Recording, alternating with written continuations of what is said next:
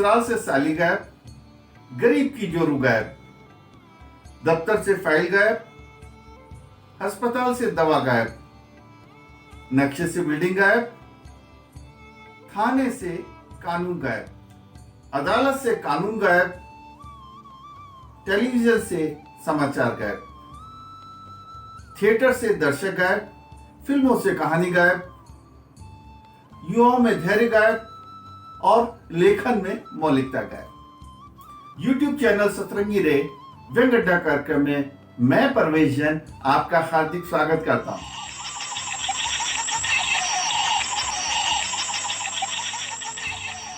जो भी कुर्सी पर बैठता है वह दूसरों को सिर्फ और सिर्फ जूती की नोक पर रखता है।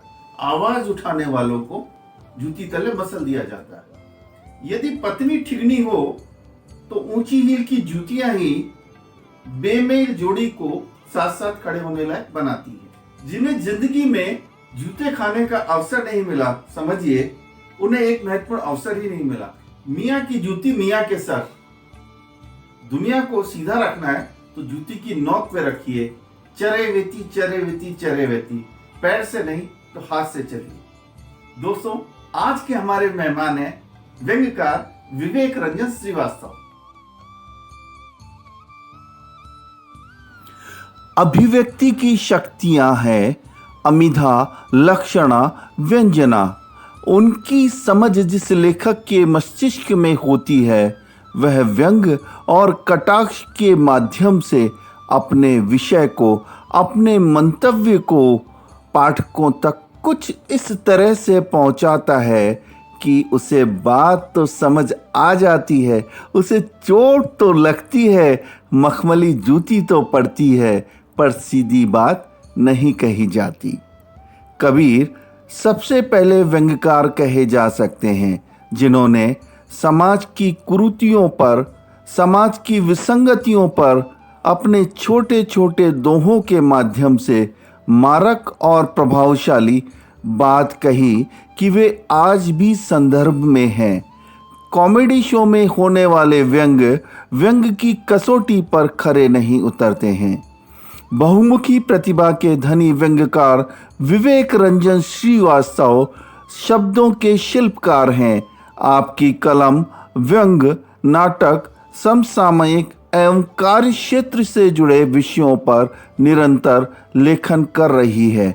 आपकी प्रकाशित कृतियों में आक्रोश, राम भरोसे, कोआ कान ले गया, मेरे प्रिय व्यंग्य लेख, जादू शिक्षा का, हिंदुस्तान हमारा, जल जंगल और जमीन, बिजली का बदलता परिदृश्य, रानी दुर्गावती, द मंडला परिचय, कान्हा अभ्यारण्य परिचायिका इत्यादि हैं। आपके आकाशवाणी व दूरदर्शन से अनेक प्रसारण हुए हैं। रेडियो रूपक लेखन में आपने योगदान दिया है। आपकी रचनाएं विभिन्न सामूहिक संग्रहों में प्रकाशित हुई है। आपने अनेक नाटकों का निर्देशन किया है। आप नियमित तौर पर पत्र पत्रिकाओं में लेखन कर रहे हैं। आपको अनेक अवसरों पर पुरस्कृत व सम्मानित किया गया है। आपको प्राप्त मुख्य पुरस्कारों में मध्य प्रदेश शासन द्वारा जादू शिक्षा का हेतु पुरस्कार, सामाजिक लेखन हेतु रेड एंड व्हाइट राष्ट्रीय पुरस्कार, आपके लिखित नाटक राम भरोसे को प्रथम पुरस्कार मिला है। पाथेय, मंथन, तुलसी साहित्य अकादमी व अनेक साहित्यिक संस्थाओं से आपको सम्मानित किया गया है।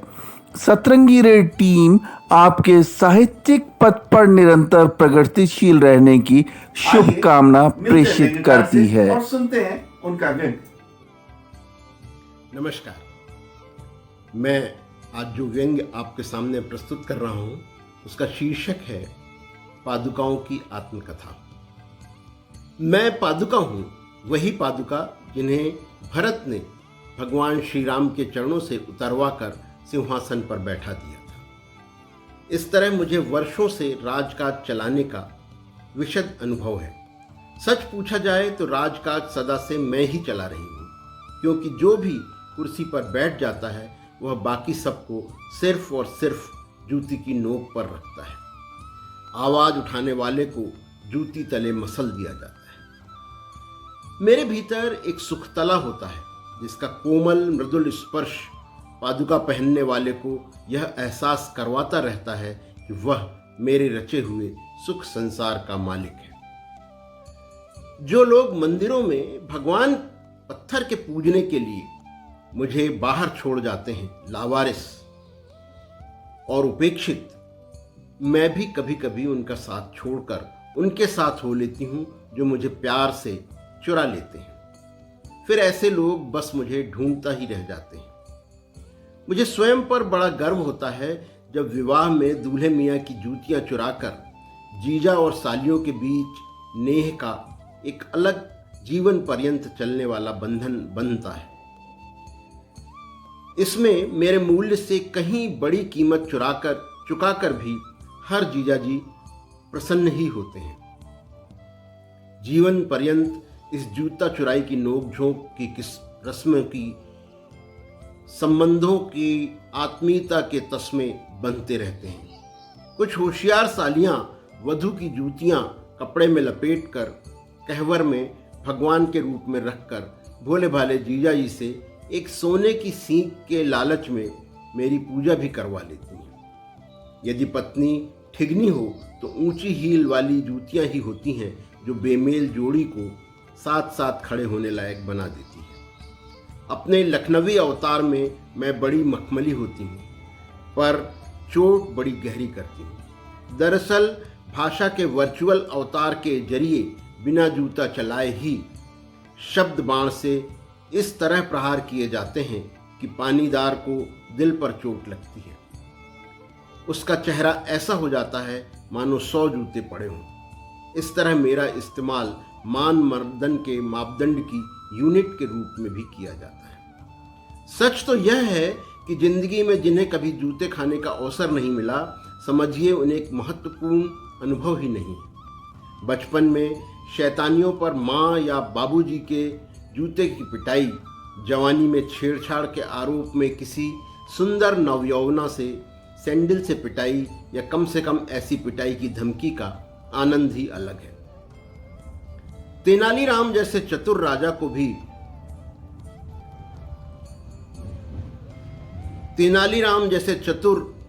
को भी मुझसे पिटवा देते हैं। किस्सा है कि एक बार राजा कृष्णदेव और तेनालीराम में बातें हो रही थी। बात ही बात में तेनालीराम ने कहा कि लोग किसी की भी बातों में बड़ी सहजता से आ जाते हैं, बस कहने वाले को कहने का तरीका आना चाहिए। राजा कृष्णदेव इससे सहमत नहीं थे और उनमें शर्त लग गई। तेनालीराम ने अपनी बात सिद्ध करने के लिए कुछ समय मांग लिया। संयोग से कुछ दिनों बाद राजा कृष्णदेव का विवाह एक पहाड़ी सरदार की सुंदर बेटी से होने को था। तेनालीराम सरदार के पास विवाह के रस्मों की सूची लेकर पहुंच गए। सरदार ने तेनालीराम की बड़ी आवाभगत की तथा हर रस्म बड़े ध्यान से समझी। तेनालीराम चतुर थे, उन्हें राजा के सम्मुख अपनी शर्त की बात सिद्ध करनी थी। उन्होंने मखमल की जूतियां निकालते हुए सरदार को बताया कि राजघराने की वैवाहिक रस्मों के अनुसार डोली में बैठकर नववधू को अपनी जूतियां राजा पर फेंकनी होती हैं, इसलिए मैं ये मखमली जूता लेकर आया हूँ।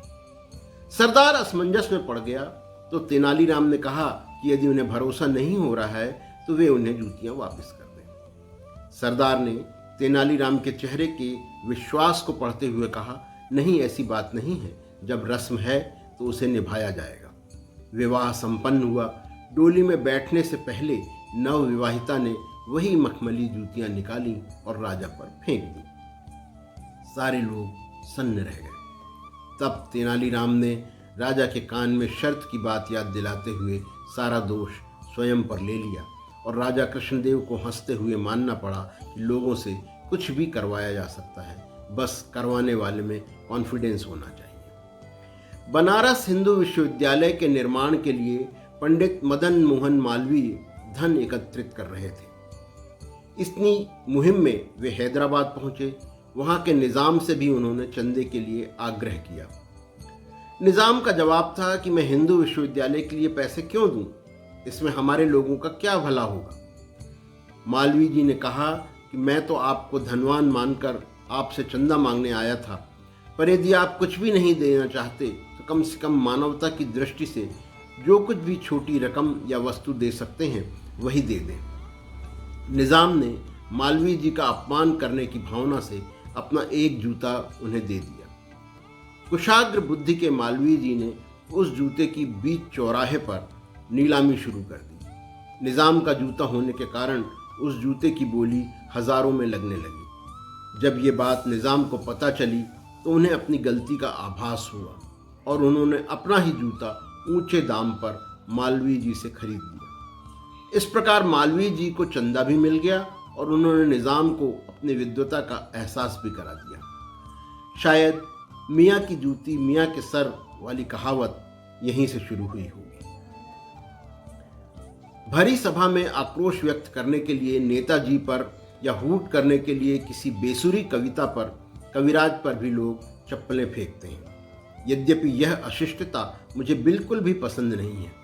मैं तो सदा साथ साथ जोड़ी में ही रहना पसंद करती हूँ, पर जब मेरा इस्तेमाल हाथों से होता है तो मैं अकेली ही काफ़ी होती हूँ, किसी को भी पीटने के लिए या मसल डालने के लिए। हाल ही नेताजी ने मेरी भरी महफिल में अपने ही साथी पर जूते से पिटाई कर मुझे एक बार फिर से महिमा मंडित कर दिया है। वैसे जब से ब्रांडेड कंपनियों ने लाइट वेट स्पोर्ट्स शू बनाने शुरू किए हैं, मैं अमीरों में स्टेटस सिंबल बन गई हूँ।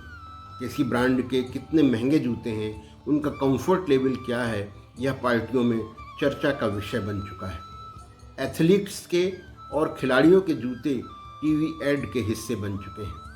उन पर एक छोटा सा लोगो दिखाने के लिए करोड़ों के करार हो रहे हैं।